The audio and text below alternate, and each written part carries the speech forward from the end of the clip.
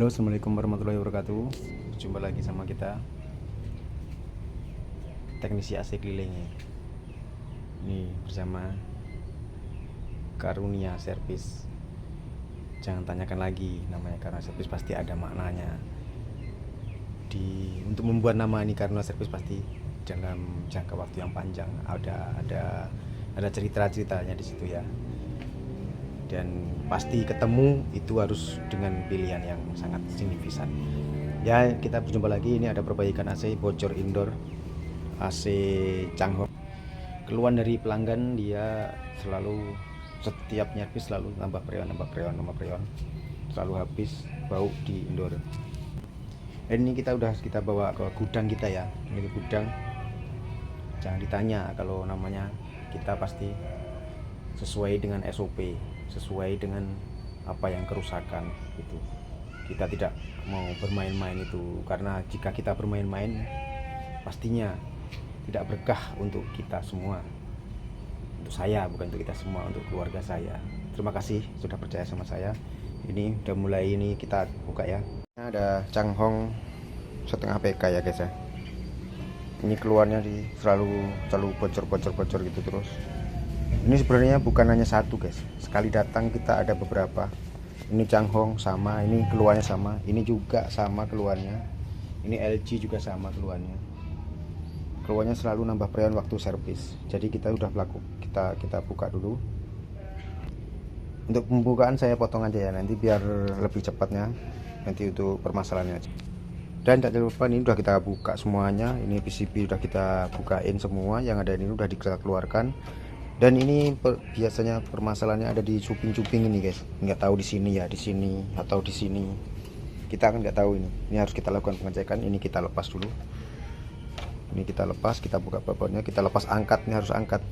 Kenapa bang untuk perbaikan pengelasan selalu kok mahal bang? Ini jangan ditanya mahal-mahal. Kan sepele cuman nempel sama ini katanya. Tapi itu harus penuh dengan ketelitian ya.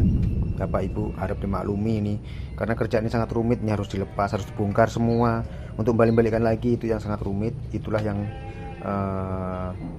kita yang dibayar ibarat kata mahal ya, tapi kita tidak mahal, tidak terlalu mahal sih untuk di kita, karena sesuai dengan SOP kita yang berlaku. Ini kita cek nanti, ngecek ini nggak harus di sini, kita harus dilepas dulu. Ini kita lepas dulu ya. Setelah dilepas jangan lupa dikasih pentil ini ya guys ya. Kasih pentil ini untuk masuk ke, ini fungsinya untuk masuk ke manifold, ke selang di manifold, untuk ngecek berapa PSI yang ada di dalamnya. Dan yang kecil, yang besar dikasih, harus dilas ini untuk biar nampak. Kalau masih ada nepelnya, pakai nepel nggak apa-apa. Ini karena udah potongan, nanti kita pasang nepel lagi ya. Ini dilas, tutup, dan ini udah kita buka seperti ini, karatan semuanya. Dan ini karatan jahat, tapi jangan fokus ke satu titik ini guys ya, karena belum tentu bocor ini. Karena kalau udah tembaga gini, kalau dia tidak betul-betul korosi, tidak akan bocor karena tembaga. Kalau yang ini besi, ini kan kaleng ini mungkin ada di sela-selanya ini yang bocor. Tapi kita jangan fokus satu titik, kita cek semuanya. Setelah kita cek, siapkan ember.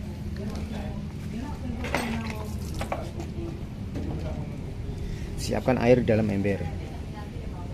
Itu sebelum masukkan ke dalam ember, ini manifold, masukkan manifold satunya ke ini. Kita pakai freon R410, tetapi disarankan yang bagusnya pakai nitrogen.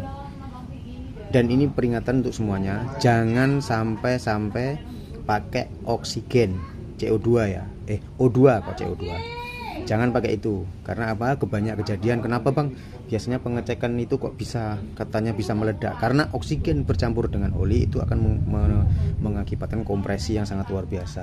Jadi disarankan harus pakai nitrogen, tetapi kita nggak ada nitrogen. Ini pakai R410 kita, tapi jangan asal tekanan, karena kita pakai yang baru. Karena kita pakai yang baru ini, kenapa guys? Yang ada masih yang banyak tekanan lah ya. Ini kita masukin, ternyata tekanan cuma 150. Kita opsi pertama pakai R410, dan kita pakai tes ini.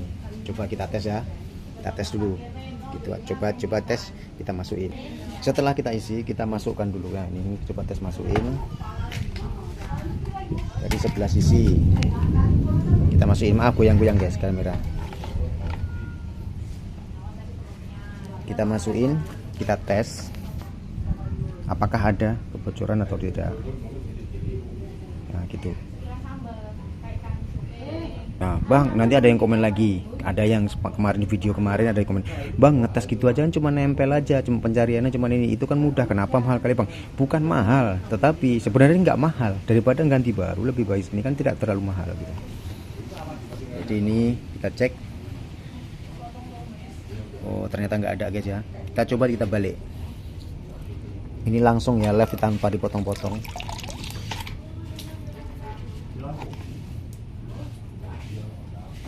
Nah itu ada nampak itu. Kita balik. Kita balik.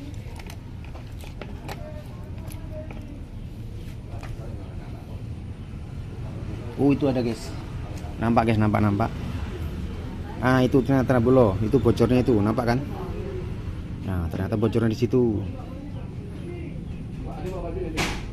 Nah ini bocor, berarti kesimpulannya permasalahan ini sudah ketemu. Permasalahannya ada di bocor di indoor. Kenapa kok selalu nambah freon? Tetapi ini ya gini guys ya, yang paling utama, kalau tidak ada bocor berarti dia AC, namanya AC tidak akan menambah freon, cuman servis yang kotor-kotor aja. Kotor mungkin nggak dingin karena kotor, tapi ini kalau nggak dingin kok tekanan nggak ada, berarti berarti ada kebocoran. Ini yang kebocoran di indoor, makanya itu nambah freon. Nah ini karena orangnya mau, bang coba dites apakah ada kebocoran atau enggak, karena setiap nyervis selalu nambah freon. Ini untuk konsumen kita baru ya guys ya, katanya selalu nambah freon, karena ini baru pertama saya servis. Dan ternyata ada bocor di sini ya guys, nampak kan, ini kan jelas kan.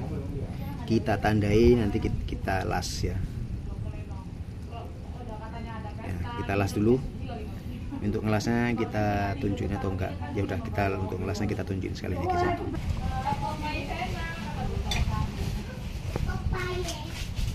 Kita lakukan pengelasan ya guys.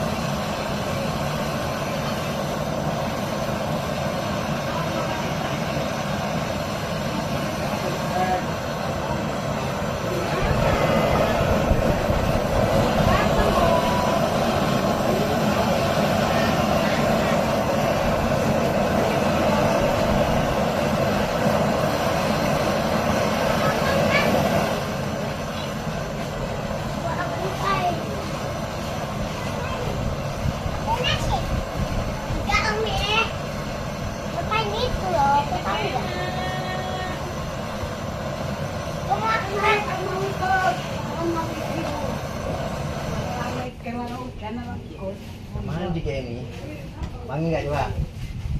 Ini wangi nggak wangi nggak? Ini wangi ternyata.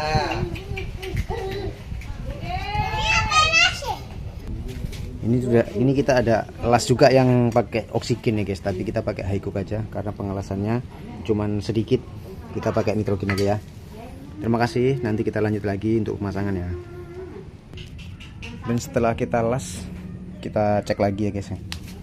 Setelah kita las, kita cek lagi. Alhamdulillah udah aman guys. Udah aman kali ini ya. Nah begitulah kira-kira ya ini pengetesannya. Tapi disarankan jangan pakai freon. Kalau adanya freon ya nggak apa-apa freon, karena freon mahal ya.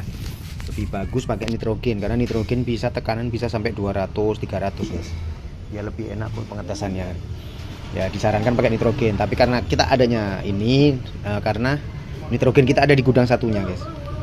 Ya, terima kasih semuanya sudah menonton ini, jangan lupa subscribe. Terima kasih semuanya. Intinya jangan, ini satu lagi untuk pesan kami ya. Intinya freon AC kalau tidak ada kebocoran dia cuman servis saja, tidak ada nambah freon ya, nggak ada nambah freon. Itulah kadang orang yang nyervis selalu AC itu kami tidak menyebut apa, biasanya itu namanya oknum ya, bukan semuanya orang teknisi seperti itu ya.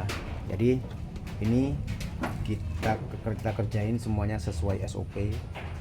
Jika ada yang salah dalam perkataan saya minta maaf, saya hanya manusia biasa. Dan pesan satu, setiap AC tidak akan menambah freon waktu servis kalau tidak ada kebocoran. Contohnya kulkas kalau tidak ada sumbat, tidak ada bocor, dia tidak akan menambah freon. Betul kan? Di rumah kalian semuanya, di rumah bapak-bapak, ibu-ibu, abang-abang semuanya, kulkas kalau tidak ada kebocoran atau sumbat di pipa kapiler, dia tidak akan menambah freon bertahun-tahun. Ada yang 10 tahun 15 tahun tidak akan menambah obat namanya ya. Ada orang bisa tahunya obat ya, nambah obat ataupun freon. Itu penting, ingat. Berarti disimpulkan jika tidak ada kebocoran dia tidak akan menambah freon. Nah itu. Dan ketika ada kebocoran selalu diisi itu akan selalu habis. Contoh simpelnya ban mobil, ban kereta itu jika ada bocor, kalau tidak ditempel dia akan selalu habis meskipun itu bocor halus. Nah itu sebenarnya. Terima kasih semuanya, jangan lupa di subscribe. Assalamualaikum warahmatullahi wabarakatuh.